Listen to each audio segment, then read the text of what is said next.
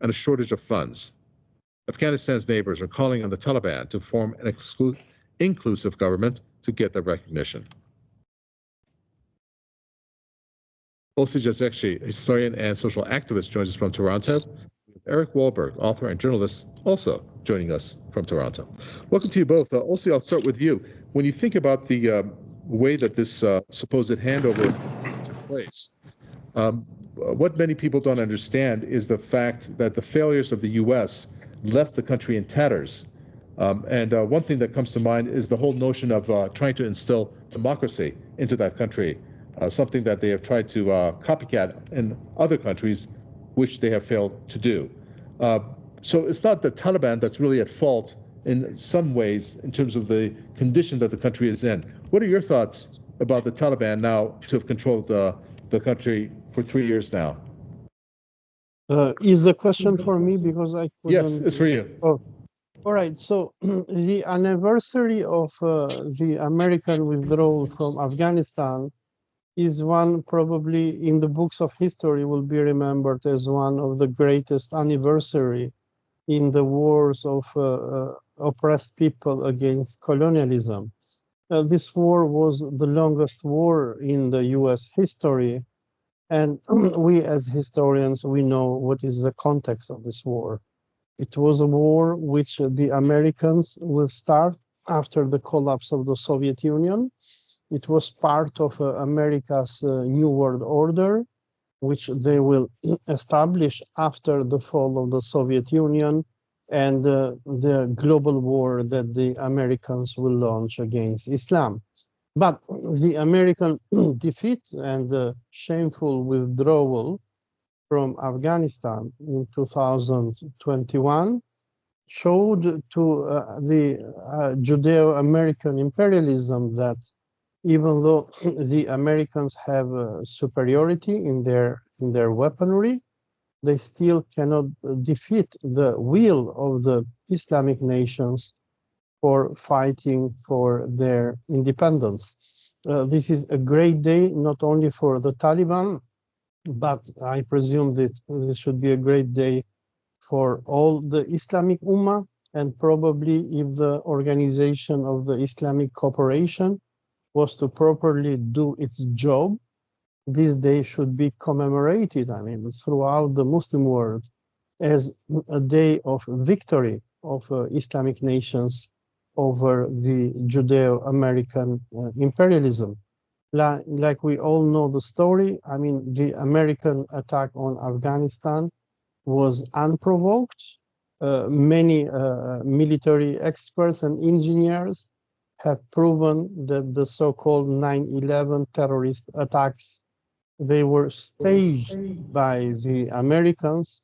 And we have also to remind our viewers that the date September 11 is very significant because exactly 10 years before September 11, 2001, the father of George Bush, George Bush the Elder, announced in the US Congress the American victory over Iraq and the establishment of a new world order.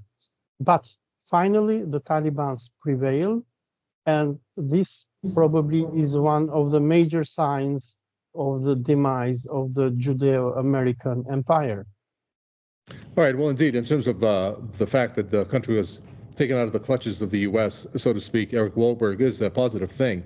But the U.S. role is still prevailing in that country in the form of sanctions, which prevents the country from advancing.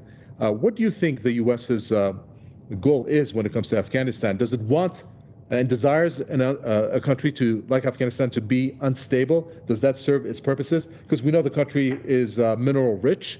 We know that China, for example, is trying to make sure that they do excel in different industries like the mining industry. But for the U.S., that doesn't serve its purpose, does it? That's right. And I don't really think the U.S. knows what it's doing now in Afghanistan. Its whole world order, as my colleague discussed, this 1991 announcing the New World Order, it has failed miserably. I mean, even at the beginning, Iraq, it was still under Saddam Hussein. It took quite a while before. It took the 9/11 before the U.S. was able to finally invade Iraq, overthrow Saddam Hussein. But I think it's really difficult to say anything black or white about the U.S. at this point, because despite the horrors that it inflicted on Afghanistan, it is still the only country providing the $3 billion provides aid to keep starving Afghans alive. Mind you, it confiscated the central bank, Afghanistan's central bank reserves. But at the same time, these were reserves accumulated under the American hegemony. So who knows what it is the balance out of all this. But I really like the celebration that the Taliban conducted at Bagram Air Base, which is the home of U.S. torture and all the arms. So they have made the Bagram base a kind of monument, I guess, to victory and to the American failure.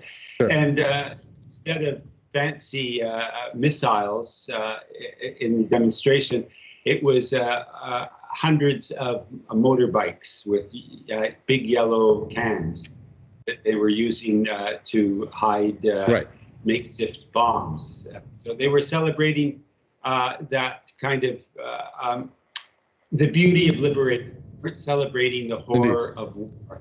They were celebrating the beauty of liberation. So I think that was a great sign. And the fact that women are are not part of the money economy now, that you can look at that two ways. The whole problem, our society is over monetizing, taking everything, making money out of it. And the Taliban are saying, no, women are not part of this monetized economy. Now, we can say that's not fair, but I'm going to give them a benefit of the doubt, because I think there is room for flourishing without. Thank you for that. Thank you for that. Thank you so much. Sorry to interrupt you. We're just fresh out of time. Ozzy is actually historian and social activist there from Toronto. Also from Toronto, we have Eric Wahlberg, author and journalist. Thank you to you both. And with that, we come to an end for